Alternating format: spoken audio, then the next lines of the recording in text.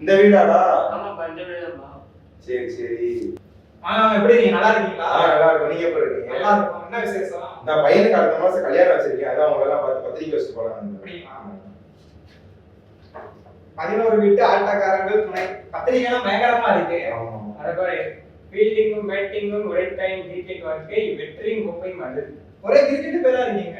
ஆமா, அவன் கிரிக்கெட் மேல ரொம்ப பைத்தியமா இருக்கான். சரி, அதான் அவனுக்கு பிடிச்ச மாதிரி பத்திரிக்கை அடிச்சுலாம் அடிச்சிருக்கோம். சாமி, அவனுக்கு ஒரு பொண்ணை பச்சை கல்யாணம் பண்ணிக்கிறப்பல ஒரு பேட் ஒரு பந்து கொடுத்தோம்னா வீட்லயே ஊட்டி விளையாண்டுட்டு இருக்காளா? வேற என்ன செய்ய, நம்ம கடமையை முடிக்கணும்ல. 90s கிட்ட வேற போயிட்டான். வயசு வேற ஏறிக்கிட்டே போகுது. சரி, வந்துடுறாங்க. ஓகே. ஒரு கிரிக்கெட் வெறியரோட கல்யாண பத்திரிக்கை இப்படி கூட இருக்கலாம், அல்லது இப்படி கிரிக்கெட் ரிலேட்டடான விஷயங்களை உங்க லைஃப்ல நீங்க கூட கிராஸ் பண்ணி வந்திருக்கலாம். ஏனென்றால் கிரிக்கெட் என்பது ஜாதி, மதம், இனம், மொழி அப்படின்னு எல்லாத்தையும் கடந்து கிரிக்கெட் அப்படிங்கிற ஒரு மந்திரம் இந்தியர்களை இணைக்குது. ஒரு பக்கத்துல பார்த்தா 11 விளையாட்டு வீரர்கள், இன்னொரு பக்கத்துல வேற ஒரு நாட்டை சேர்ந்த 11 விளையாட்டு வீரர்கள் சேர்ந்து விளையாடுறத லட்சக்கணக்கான பேர் ஸ்டேடியத்துல பாக்குறாங்க, கோடிக்கணக்கான பேர் டிவில உட்காந்து பாக்குறாங்க. இவ்வளோ ஏன் ஐபிஎல் அப்படின்ற ஒரு சீசன் ஆரம்பிச்சாலே பெரிய பெரிய பட்ஜெட் கொடுத்து நடிக்கிற நடிகர்களோட படமே போஸ்ட்போன் பண்றாங்க. இந்த அளவுக்கு நம்ம நேஷன்ல ஃபேமஸா இருக்கக்கூடிய விளையாட்டு கிரிக்கெட் மட்டும்தான். இந்த கிரிக்கெட் உலகம் ஃபுல்லா ரொம்ப விரும்பக்கூடிய ஒரு கேமா இருக்கு. அதுலயும் இந்தியர்கள் பயங்கர வெறித்தனமா பாக்குறதுக்கு என்ன காரணம் அப்படின்றத இந்த வீடியோல டீட்டெயிலா பார்ப்போம். முதல்ல கிரிக்கெட்டோட ஆரிஜினை பத்தி தெரிஞ்சுக்கலாம். உலகத்துல மோஸ்டா பார்க்கக்கூடிய 5 விளையாட்டுல கிரிக்கெட்டுக்கு 2வது இடம் தான். அதாவது ஃபர்ஸ்ட் ஃபுட்பால், 2வது கிரிக்கெட், 3rd டென்னிஸ், 4வது கோல்ஃப், 5th பாஸ்கெட் பால். இந்த கிரிக்கெட் அப்படிங்கிற விளையாட்டு இங்கிலாந்துல ஆடு மேய்க்கக்கூடிய பசங்க தங்களோட ஆடுகள்லாம் ஒரு இடத்துல செட்டில் பண்ணதுக்கு அப்புறம் தங்களோட டைம் பாஸுக்காக ஒரு கேமை விளையாட ஆரம்பிச்சாங்க. அதாவது ஒரு கட்டையை எடுத்துட்டு ஒருத்தர் நிற்பாரு, தூரத்துல சின்ன கல் எடுத்து அதை எறிவாங்க. கையில கட்டையை வச்சிருக்க ஒருத்தர் அந்த கல்லை குறிப்பாத்து அடிக்கணும். அண்ட் இவர் சுத்தி 360 டிகிரிலையும் அந்த கல்லை பிடிக்க ட்ரை பண்ணுவாங்க. இப்படி பொழுதுபோக்குக்காக ஆரம்பிச்ச விளையாட்டுனா பின் நாட்கள்ல பிரிட்டிஷ் காலனி மட்டும் இல்லாம உலகம் ஃபுல்லா கிரிக்கெட் அப்படின்னு சொல்லப்பட்டுச்சு. இன்னைக்கு உலகம் முழுக்க கோடிக்கணக்கான படம் ஈட்டக்கூடிய கிரிக்கெட் ஒரு சாதாரண ஆடு மேய்க்கிறவங்களால ஆரம்பிக்கப்பட்டுச்சு அப்படின்னு சொன்னா கேட்கவே ரொம்ப ஆச்சரியமா இருக்கு. இங்கிலாண்டை சேர்ந்த கிரிக்கெட் வரலாற்று ஆய்வாளரும் எழுத்தாளருமான பீட்டர் வைனி தாமஸ் கிரிக்கெட் விளையாட்டு 1598 வருஷத்துல சார்ந்ததுன்னு சொல்றாரு. இது மெல்ல மெல்ல டெவலப் ஆகி 1760ல கிரிக்கெட்டுக்காக ஒரு கிளப் ஹாம்ஷயர் மாவட்டத்தில் இருக்க ஹாம்பிள்டன் கிளப் அப்படிங்கிற பெயர்ல ஆரம்பிக்கப்பட்டது. இதுதான் கிரிக்கெட்டுக்காக ஆரம்பிக்கப்பட்ட முதல் கிரிக்கெட் கிளப் அப்படின்னு சொல்லலாம். இந்த கிளப் மூலமா தான் கிரிக்கெட்டுக்கே ஒரு மிகப்பெரிய ரெகக்னிஷன் கிடைச்சதுன்னு சொல்லலாம். இது போக ஒரு பேட்ஸ்மேன், ஃபீல்டர், பவுலர்னு மிச்ச கிரிக்கெட் ரூல்ஸ் எல்லாம் இங்கே தான் வகுக்கப்பட்டுச்சு அப்படின்னே சொல்லலாம். 1930 வரைக்கும் கிரிக்கெட்டை மேற்கத்திய நாடுகள் மட்டுமே விளையாண்டுட்டு இருந்தாங்கன்னு சொல்லலாம். அதுக்கப்புறம் தான் மெல்ல மெல்ல வெஸ்ட் இண்டீஸ், இந்தியாவுக்கு மற்றும் பல நாடுகளுக்கு பரவ ஆரம்பிச்சிச்சு. வெஸ்ட் இண்டீஸ்ல ஃபார்ம் ஆன டீம் தான் 1950 நடந்த மேட்ச்ல இங்கிலாண்டை தோக்கடிச்சாங்க. ஆக்சுவலா கிரிக்கெட்டோட ரூல்ஸ் 1744ஆம் ஆண்டு தான் நிர்ணயம் செய்யப்பட்டுச்சு. இதுல மொத்தம் 12 ரூல்ஸ் இருக்கு. அது என்னென்னு ஒவ்வொன்றா பார்க்கலாம். ஃபர்ஸ்ட், மேட்ச் அப்பதான் டீம் கேப்டனே செலக்ட் செய்யப்பட்டுச்சு. 2வது, கேம்ல ஏதாச்சும் டிஸ்பியூட் வந்துச்சுன்னா அதை சால்வ் பண்றதுக்கு 2 அம்பையர் இருப்பாங்க. அண்ட் அந்த அம்பையர் சொல்றதுதான் ஃபைனல் முடிவு. 3rd, ஸ்டெம்ஸோட நீளம் 22 இன்ச்சஸ் தான் இருக்கணும், பைஸோட அகலம் 6 இன்ச்சஸ் மட்டுமே இருக்கணும் அப்படின்னு நிர்ணயம் செஞ்சாங்க. 4th, பாலோட வெயிட் 5 to 6 ounces தான் இருக்கணும். 5th, அப்போதைய பேட்டிங்க்கு எந்த ஒரு வரையறையும் இல்லை. ஆனா பந்து வீசும் முறை பேட்டருக்கு நிறைய இன்ஜுரி காஸ் பண்ணுது அப்படின்றதுக்காக 1760ல தான் பால் இப்படி மட்டும்தான் போடணும்னு ஒரு ரூல்ஸே கொண்டு வந்தாங்க. 6th, 1744ல LBW முறையை கொண்டு வந்தாங்க. 7th, 19th செஞ்சுரியோட எண்ட்ல தான் ஒரு பால் வைடா போட்டா ஒரு ரன் கொடுக்கணும் அப்படின்ற முடிவை கொண்டு வந்தாங்க. 8வது, பவுண்டரி வரையறை செய்யப்பட்டது. 9th, ரன்ஸ்களை ஓடி மட்டும் எடுக்காம மித்த ஃபேக்டர்ஸையும் கன்சிடர் பண்ணி ஸ்கோர் போர்டை நிர்ணயம் செஞ்சாங்க. 10th, பேட் மற்றும் ஸ்டெம்புகள் மரத்துல மட்டும்தான் செய்யப்படணும். 11th, கிரிக்கெட் பால் ஸ்கின்ல மட்டும்தான் செய்யப்பட வேண்டும். ஃபைனலா உயிர் காக்கக்கூடிய 10 உபகரணங்களும் கண்டிப்பா எல்லா விளையாட்டு வீரர்களும் போட்டிருக்கணும் அப்படின்ற ரூல்ஸை கொண்டு வந்தாங்க. சூப் குடிக்கிற பவுல் இப்ப ரொம்ப முக்கியமா?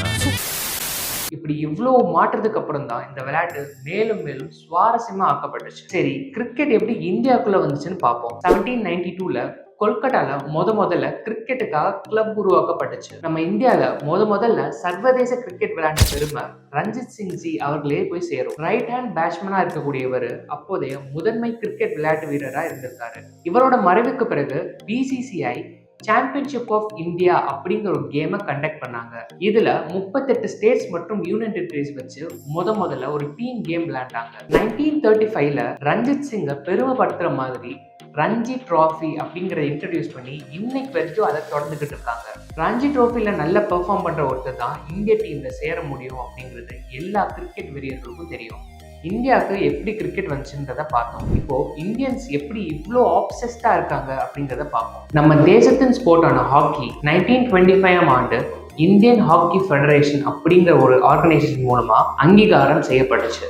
அதுக்கப்புறம் தான் ஹாக்கியை நேஷனல் கேம் அப்படின்னே சொல்ல ஆரம்பிச்சாங்க. என்னதான் ஃபுட்பால் நம்பர் 1 கேமா இருந்தாலும் கிரிக்கெட் மேல இந்தியர்களுக்கு இருக்கிற விருப்பம் கொஞ்சம் கூட குறையல. அதுக்கு முக்கியமான 5 காரணங்களை பார்ப்போம். First, British colonisation of India. British ஆட்சி செஞ்சுட்டு இருந்த Australia, Canada, New Zealand, Cape Colony, Tanzania, India போன்ற நாடுகள்ல காலனி ஆதிக்கத்தின் மூலமா அவங்களோட கல்ச்சர்ஸ், வேல்யூ மற்றும் விளையாட்டுகளை திணிச்சாங்க. இது கொஞ்சம் கொஞ்சமா எல்லா நாடுகளும் ஸ்ப்ரெட் ஆக ஆரம்பிச்சு கிரிக்கெட் சர்வதேச கேமா மாறிடுச்சு. இந்தியால ஸ்கூல்ஸ் மூலமா கிரிக்கெட் பிரபலமாக ஆரம்பிச்சிச்சு. 1947ல இந்தியாவை சேர்ந்த பல அமைப்புகள் கிரிக்கெட் விளையாட்டு நம்ம ட்ரெடிஷனல் கேமான ரெஸ்லிங், கபடி அது எல்லாத்தையும் காணாம செஞ்சிருது. அதனால கிரிக்கெட்டை தடை செய்யணும்னு பல பேர் போராட்டம் செஞ்சாங்க. ஆனா இருந்தாலும் கிரிக்கெட் எப்படி இவ்வளவு ஸ்ட்ராங்கா நின்றுச்சுன்றதுக்கு காரணம், இவ்வளவு நாளா கிரிக்கெட் அப்படிங்கிறது மேற்கத்திய நாடுகளான வெஸ்டர்ன் கண்ட்ரிஸ் மட்டுமே விளையாண்டுட்டு இருந்தாங்க. பட் இந்தியால அதை படிச்சு கத்துக்கிட்டு அவங்களே தோக்கடிக்கும் போது கிடைக்கிற பெருமை வேற எந்த இடத்துலயும் கிடைக்கல.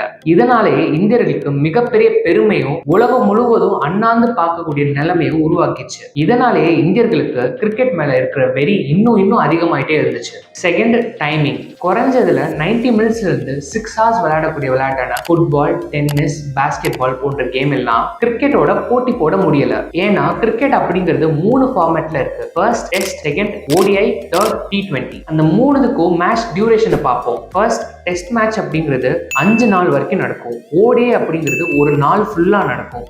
T20 அப்படிங்கிறது ஹாஃப் டேக்குள்ள முடிஞ்சிடும். ஆப்வியஸா மித்த ஸ்போர்ட்ஸ்ல எல்லாம் குறிப்பிட்ட நேரத்திலே இவங்க தான் வெற்றியாளர் அப்படின்றது தெரிஞ்சிடும்.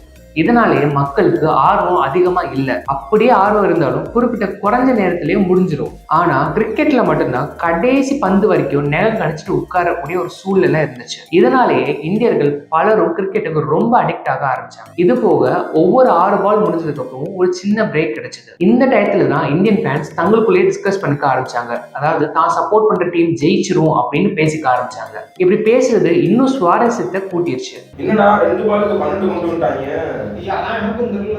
தூக்கி விட்டாங்க பால் மேல போயிட்டு இருக்கு. இப்போ 6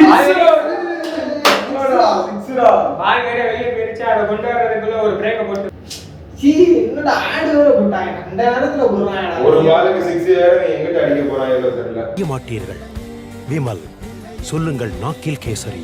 இவன் வேற நாக்குல கேசரி மூக்குல முந்திரிட்டு இருக்கான். ஆடு போட்டே சம்பாதிச்சிருக்காங்க நல்லா. Third, play ground. நம்ம ஃபுட்பால் விளையாடணும்னா அதுக்கு தகுந்த மாதிரியான மிகப்பெரிய கிரவுண்ட் தேவை. இல்ல பாஸ்கெட் பால் விளையாடணும்னா அதுக்கான ஸ்பேஸும் நெட்டும் தேவை. இல்ல கோல்ஃப் விளையாடணும்னா ஏக்கர் கணக்கில் லேண்ட் தேவை. அஃப்கோர்ஸ் கிரிக்கெட்டுக்கும் பெரிய கிரவுண்ட் தேவை. பட் காலப்போக்கில் நம்ம வசிக்கிற தெருவையே பிளே கிரவுண்டா மாத்தி கிரிக்கெட் விளையாட ஆரம்பிச்சிட்டோம். சின்ன தெருவோ பெரிய தெருவோ குளமோ குட்டையோ எந்த ஒரு இடம் கிடைச்சாலும் அங்க கிரிக்கெட் விளையாட ஆரம்பிச்சிட்டாங்க. 11 பேர் இருந்தா மட்டும்தான் கிரிக்கெட் விளையாட முடியும் அப்படின்னு இல்லாம வெறும் 2 பேர் இருந்தா கூட போதும் கிரிக்கெட் விளையாண்டுடலாம் அப்படிங்கிற ஒரு கான்செப்ட். பட் இதே நீங்க ஃபுட்பாலோ ஒரு பாஸ்கெட் பாலோ எடுத்துக்கிட்டீங்கன்னா ஒரு தெருல எப்படி 10 பேர் விளையாட முடியும்? டென்னிஸோ கோல்ஃபோ எப்படி விளையாட முடியும்?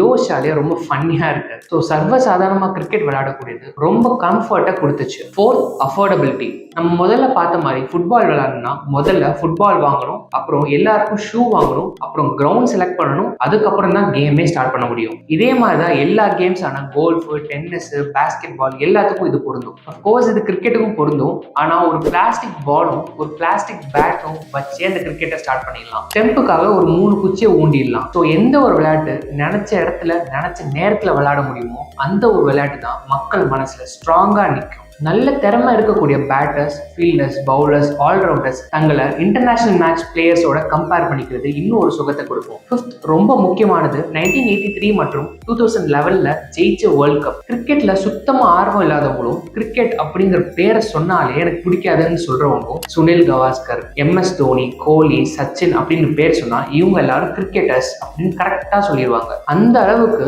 இவங்க பேர் இந்தியா மற்றும் உலகம் ஃபுல்லா பரவி இருந்துச்சு. இதுக்கு காரணம் 1983 ஜூன் 25th லார்ட்ஸ் கிரவுண்ட்ல இந்தியா வெர்சஸ் வெஸ்ட் இண்டீஸ் நடந்த ஃபைனல் வேர்ல்ட் கப் மேட்ச் தான். அந்த மேட்ச்ல நம்ம 54.4 ஓவருக்கு 183 ரன்ஸ் மட்டுமே ஸ்கோர் பண்ணியிருந்தோம். ஆனா வெஸ்ட் இண்டீஸ் 52 ஓவருக்கு 140 ரன்ஸ் மட்டுமே எடுத்து தோல்வி அடைஞ்சிட்டாங்க. இதன் மூலமா முதல்ல இந்தியா வேர்ல்ட் கப்பை ஜெயிச்சாங்க. அப்போதைய இந்தியன் கிரிக்கெட் டீம் கேப்டனான கபில் தேவ் இந்தியாவுக்கு உலக அளவுல மிகப்பெரிய ஒரு பெருமையை தேடி தந்தாரு. அது மட்டும் இல்ல, சர்வதேச அளவுல இந்தியாவோட புகழும் உச்சத்தை தொட்டுச்சுன்னே சொல்லலாம். உலகக்கோப்பை வெற்றி பல இந்தியர்களுக்கு ஒரு மிகப்பெரிய மோட்டிவேஷனாவே இருந்துச்சு. 1983 வேர்ல்ட் கப் ஜெயிச்ச பிறகு ஒவ்வொரு 4 வருஷத்துக்கு ஒரு வாட்டியும் நடக்கிற வேர்ல்ட் கப் மேட்ச்ல இந்தியா ஜெயிச்சிருவாங்கன்னு எதிர்பார்க்கப்பட்டுச்சு. இதுக்காகவே இந்தியன் டீம் பயங்கரமா பிராக்டிஸ் பண்ணி மேட்ச்ல பார்ட்டிசிபேட் பண்ணாங்க. ஆனா எந்த ஒரு வேர்ல்ட் கப்பும் ஜெயிக்க முடியல. இதுக்கப்புறம் நடந்த 1987, 1992, 1996, 1999, 2003 மற்றும் 2007 இதுக்கப்புறம் நடந்த எந்த ஒரு மேட்ச்லயுமே இந்தியா வேர்ல்ட் கப்பை ஜெயிக்கல. இதுக்கப்புறம் 2011 MS தோனி தலைமையில தான் இந்தியா வேர்ல்ட் கப்பை ஜெயிச்சாங்க. இந்த மேட்ச் நமக்கும் ஸ்ரீலங்காவுக்கும் மும்பையில் இருக்கக்கூடிய வாங்கடே ஸ்டேடியம்ல தான் நடந்துச்சு. இதுல கம்பீர், தோனி, யுவராஜுக்கும் மிகப்பெரிய பங்கு இருக்கு. ஜெயிச்சதுக்கு அப்புறம் கொண்டாடிய கொண்டாட்டங்கள் இன்னும் அப்படியே கண்ணில் நிற்குதுன்னே சொல்லலாம். ஸோ இந்த வெற்றிக்கு பிறகு உலக அளவில் இந்தியாவை எல்லாருமே கூர்ந்து கவனிக்க ஆரம்பிச்சாங்க. இதுவும் இந்தியர்கள் கிரிக்கெட் வெறியாளனா மாறினதுக்கு ஒரு காரணம்னே சொல்லலாம். சரி, கிரிக்கெட்ல இருக்கக்கூடிய மீடியா மற்றும் மணியை பத்தி பார்ப்போம். கிரிக்கெட்டை சிம்பிளா ஒரு வார்த்தையில சொல்லணும்னா மணி. எஸ், கிரிக்கெட் அப்படின்னாலே மணி அப்படின்னு மாறிடுச்சு. கிரிக்கெட்டோட சேலரி, ஸ்பான்சர்ஸ், மேட்ச் டிக்கெட்ஸ் எல்லாமே கோடியில மட்டும்தான் டீல் பண்றாங்க. இது போக மேட்ச் ஃபிக்சிங், பெட்டிங் மூலமா பல ஆயிரக்கணக்கான கோடிகள் பொருளுதுன்னே சொல்லலாம். ஒரு கிரிக்கெட் மேட்ச் அப்படிங்கிறது உலகத்தோட எந்த மூலையில வேணா நடக்கலாம். பட் அந்த மேட்சை பார்க்கணும்னா அங்க இருக்க ஸ்டேடியம்ல மட்டும்தான் உட்காந்து பார்க்க முடியும். அப்படி இல்லாட்டி அதை டெலிவிஷன்ல உட்காந்து பார்க்கணும். ஸோ இப்படி இன்டர்நேஷனல் மேட்சஸ் எல்லாம் டிவியில டெலிகாஸ்ட் பண்றதுக்கு பல ஆயிரக்கணக்கான கோடி பணங்கள் பொருளுதுன்னே சொல்லலாம். இது போக கிரிக்கெட்ல நடக்கக்கூடிய பிரேக்கப்போ டிவியில உங்க ஆடை பிளேஸ் பண்ணா பல கோடி கொடுக்கணும்னு சொல்றாங்க.